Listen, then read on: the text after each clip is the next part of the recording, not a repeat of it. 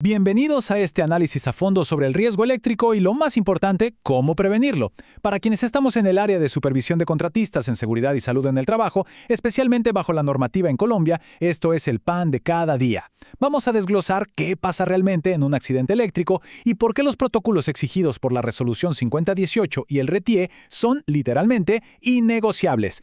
Y claro, por qué exigir personal con competencias certificadas por CONTEC o CONALTEL es la base absoluta de todo esto. Así que arranquemos. Bien, esta es nuestra hoja de ruta, bastante directa. 1. Tipos de contacto eléctrico. 2. Efectos en el cuerpo humano. 3. Umbrales de corriente eléctrica. 4. Lesiones y reacciones frecuentes. 5. Factores de riesgo críticos. Y cerramos con el punto 6, prevención en trabajos energizados. Entremos de lleno a la sección 1. Tipos de contacto eléctrico. A ver, la electricidad siempre está buscando el camino más fácil y rápido hacia la Tierra. El problema es cuando el cuerpo humano se convierte accidentalmente en ese puente, ¿no? Y esto suele pasar de dos maneras. Tenemos el contacto directo, que es literal entrar en contacto con la fuente viva, como tocar un cable desnudo, una bornera energizada o meter la mano en un tablero sin su aislamiento. Pero ojo, también está el contacto indirecto, que es súper insidioso. Imagínense tocar la carcasa de una máquina o una estructura metálica que por una falla interna y falta de puesta a tierra se energizó. Uno no se lo espera en absoluto y ahí es donde ataca el peligro. Pasamos a la sección 2. Efectos en el cuerpo humano. Cuando la corriente entra al cuerpo humano, dejamos de hablar de un problema técnico y pasamos a una emergencia médica grave. Y la severidad del choque no es pura casualidad, es el resultado de una fórmula de 5 variables. Primero, la intensidad de la corriente. Segundo, el tiempo de exposición, o sea, unos pocos milisegundos de más pueden hacer toda la diferencia. Tercero, la trayectoria. No es lo mismo que la corriente pase por una mano a que cruce directo por el corazón o el cerebro. Cuarto, el estado físico previo de la persona. Y quinto, las condiciones ambientales del entorno en ese momento exacto. Sección 3. Hablemos de los umbrales de corriente eléctrica. Nuestro sistema nervioso es increíblemente frágil ante la electricidad. Fíjense cómo escalan las cosas aquí de rápido. Con solo 1 miliamperio apenas sentimos un cosquilleo leve. Pero al subir a 10 miliamperios ya ocurre una contracción muscular involuntaria. Es decir, la persona literalmente se queda pegada, no puede soltar el equipo energizado. A los 25 miliamperios, el diafragma se contrae a tal punto que empezamos a tener una dificultad respiratoria severa. Pero detengámonos un segundo en esta cifra. 50 miliamperios. Es una fracción minúscula de energía, casi nada, pero es el límite clínico donde entra en juego el altísimo riesgo de fibrilación ventricular. Básicamente el corazón pierde su ritmo natural, empieza a temblar caóticamente y deja de bombear sangre. Sin intervención médica inmediata, este estado es fatal.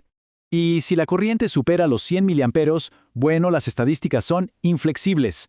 Hay una altísima probabilidad de muerte. Estas cifras nos demuestran por qué no hay lugar para el exceso de confianza. Trabajar con electricidad exige un respeto absoluto, porque los márgenes para la supervivencia son mínimos. Lo que nos lleva a la sección 4. Lesiones y reacciones frecuentes. Un choque eléctrico causa daños en múltiples frentes a la vez. Tenemos las quemaduras, que son muy engañosas porque pueden verse pequeñas por fuera, pero por dentro han cocinado literalmente los tejidos. Está el paro cardiorrespiratorio que acabamos de mencionar, los espasmos musculares violentos y los daños neurológicos que pueden ser permanentes. Pero ojo con esto, que es súper importante en entornos industriales y de obra, las caídas. A veces un toque de corriente leve no te mata directamente, pero te provoca un espasmo que te hace caer de una escalera o de un andamio. Ese accidente secundario muchas veces termina siendo el evento fatal. Sección 5. Factores de riesgo críticos. Si hay un elemento que multiplica el riesgo eléctrico exponencialmente, es la humedad. Sabemos que nuestra piel tiene cierta resistencia natural, pero el agua actúa como un puente perfecto que destruye esa barrera, bajando la resistencia a casi cero. Pensemos en el día a día, trabajar sobre pisos húmedos, estar expuestos a la lluvia o incluso un operario sudando a mares bajo su equipo en un ambiente muy denso. Toda esa humedad convierte al trabajador en un conductor eléctrico de primer nivel. Otro tremendo dolor de cabeza son las herramientas defectuosas. Trabajar con aislamientos rotos es básicamente jugar a la ruleta rusa. Cables pelados, pinzas gastadas, usar extensiones improvisadas con cinta, todo esto anula las protecciones de fábrica diseñadas por los ingenieros. Desde la supervisión, permitir herramientas sin mantenimiento en terreno es una invitación directa al desastre. Para enfrentar todo esto tenemos la última línea de defensa, el equipo de protección personal, el famoso EPP. Pero no es solo ponerse un casco. Aquí es donde entra el rigor de la normativa. Quien haga el trabajo debe tener sus competencias certificadas con matrícula CONTE o con Altel. Y ese personal calificado tiene que usar rigurosamente guantes dieléctricos específicos para el voltaje, casco clase E, protección visual, ropa antiflama y calzado dieléctrico. Esto no es sugerencia, es obligación y es lo que separa un incidente de una fatalidad. Llegamos a la última parte, sección 6, prevención en trabajos energizados. Aquí la gran pregunta es, si hay tanto conocimiento técnico, ¿por qué seguimos viendo accidentes graves? La verdad es que rara vez es un misterio tecnológico, casi siempre son fallas humanas o de procedimiento. Las causas principales saltan a la vista. No verificar la ausencia de tensión antes de meter la mano, saltarse el proceso de bloqueo y etiquetado, el exceso de confianza de los técnicos más veteranos, inventarse procedimientos para ahorrar tiempo, o ceder ante la presión operativa de tener que restablecer el servicio a las carreras. Para cortar estas causas de raíz, la norma exige pasos irrevocables. Número 1. El bloqueo y etiquetado de energías. Hay que asegurar mecánicamente que nadie, por error, pueda reconectar el sistema. Número 2, y esto es de vida o muerte, verificar siempre la ausencia de tensión usando detectores o multímetros probados. Jamás se debe asumir que un circuito está desenergizado solo porque alguien lo dijo. Y número 3, solo después de comprobar eso visual y técnicamente, se pasa a ejecutar los procedimientos seguros. Omitir uno solo de estos pasos invalida cualquier competencia que tenga el profesional.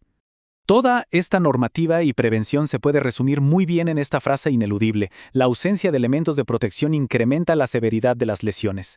No se trata solo de ser cuidadosos para no tener un accidente, se trata de asegurar que, si alguna barrera técnica falla, tengamos puesto el blindaje necesario para sobrevivir. Trabajar sin los elementos requeridos garantiza el peor escenario posible.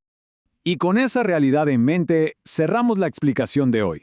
La prevención no es llenar un formato de seguridad y salud en el trabajo para archivar. Es una acción implacable repetida en cada turno.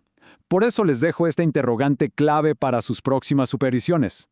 ¿Están los equipos de protección completos y los protocolos de bloqueo rigurosamente aplicados antes de iniciar cada labor?